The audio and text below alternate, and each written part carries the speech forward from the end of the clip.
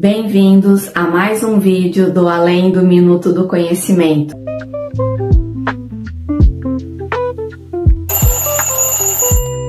Hoje vamos falar sobre educação financeira, um tema já abordado no Minuto do Conhecimento no Instagram, que traremos hoje com mais profundidade aqui no YouTube. Para me ajudar a falar sobre o assunto, trouxe Jaqueline Santos, executiva de Previdência e Saúde Financeira da 11, Gláucia dos Santos e Renata dos Santos, sócias da Bu Investimentos. Vamos começar com a Jaque.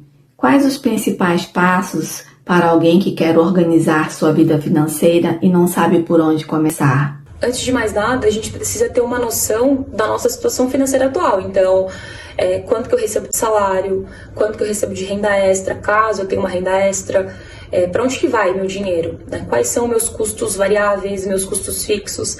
Então, o primeiro passo é a gente sentar e entender. A segunda etapa é mais uma etapa de anotação. Então, eu preciso registrar, eu preciso anotar para onde meu dinheiro vai. Então, se eu tenho ali R$2.000 de custo fixo, quais custos fixos são esses? É um aluguel, é uma IPVA, é uma conta de água, uma conta de luz. É importante ter isso anotado.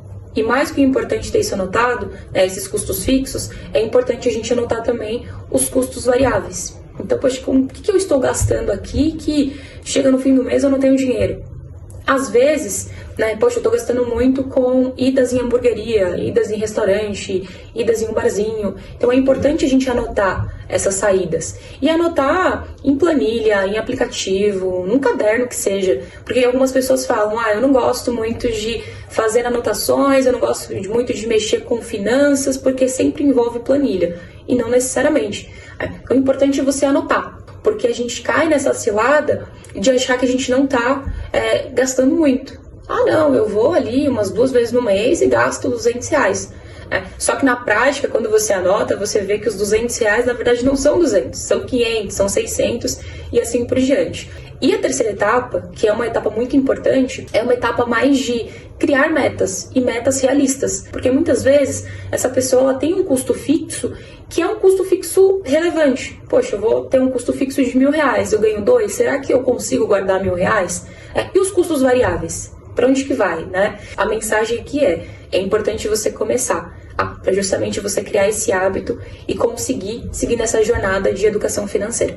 Qual o maior erro que as pessoas cometem ao lidar com o próprio dinheiro e como evitá-lo? As pessoas elas não têm controle dos gastos, as pessoas não sabem para onde o dinheiro delas está indo, então é muito fácil da gente se perder. É muito fácil da gente achar que está gastando X, mas na verdade está gastando Y. Então, reforço aqui a resposta que eu dei para a primeira pergunta, né? É importante a gente anotar, seja no caderno, planilha, em aplicativo. E esse erro, ele também se estende a investimentos. É muito comum as pessoas caírem nessa cilada de achar que porque está na internet, que porque aquela pessoa é um influenciador, ele tem razão no que ele está falando e ele tem expertise. Mas infelizmente não. Então, a dica que eu dou é sempre fale com um assessor, com um consultor financeiro que vai conseguir realmente te ajudar e entender o seu perfil, porque é muito importante a gente entender o nosso perfil de investidor. A gente também precisa entender que o nosso dinheiro, ele é muito importante e quando a gente faz investimentos, a gente precisa ter certeza de onde aquele dinheiro está indo. A gente precisa entender a carteira que está por trás. Agora vamos ouvir Gláucia e Renata, sócias da Bu Investimentos. Vocês que acompanham de perto o comportamento dos seus clientes, quais os erros mais comuns que impedem as pessoas de investir melhor? Oi pessoal, eu sou a Renata, fundadora da Bu Investimentos e acredito que a gente pode citar 3 grandes erros que as pessoas cometem ao querer investir melhor. O primeiro grande erro é esperar a hora certa para investir. A maioria das pessoas primeiro paga suas contas, curte o seu mês e lá no final do mês verifica o que sobrou para depois investir. O fluxo deveria ser ao contrário, o investimento ele tem que fazer parte do seu objetivo. Ou seja, não pode ser do que sobra. Você tem que pagar suas contas, cumprir com as suas obrigações e colocar o investimento como um objetivo, porque o tempo é o maior aliado do investidor. Então, quando você está esperando para ver o que sobra, o seu dinheiro poderia estar trabalhando para você. O segundo grande erro é querer dinheiro rápido. E o que eu venho falar para vocês é que investir não é mágica, é matemática. Então, se hoje a gente tem uma taxa de juros 14,75 no Brasil, a gente vai dividir esse valor por 12, que é a quantidade de meses, aí a gente vai ter uma taxa média de retorno ao mês de 1,20, algo em torno disso. Caso alguém venha com uma taxa de retorno sobre investimentos mirabolantes de 3, 4, 5%, acenda o seu alerta, porque algo que é muito fora da curva de mercado, algo que não é praticado em curtíssimo prazo com retorno garantido, pode ser cilada. O terceiro grande erro é o investidor não ter um objetivo claro, porque se você não tem um objetivo claro, qualquer investimento pode servir. Então, o que seria um objetivo claro? Hoje, a Renata tem um grande sonho de comprar uma casa.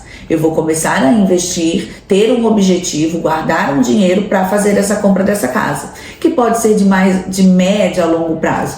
Se eu quero fazer uma viagem, eu vou me programar para mais curto prazo. Se eu vou pensar na minha aposentadoria, em ter um futuro seguro, é de longo prazo. Então, para cada um dos seus objetivos, os investimentos, o mercado financeiro está aqui para te auxiliar. E não saber o que você quer realmente pode complicar a nossa trajetória para chegar no seu objetivo final. No dia a dia, como vocês ajudam as pessoas a entenderem qual investimento faz mais sentido para o seu momento de vida?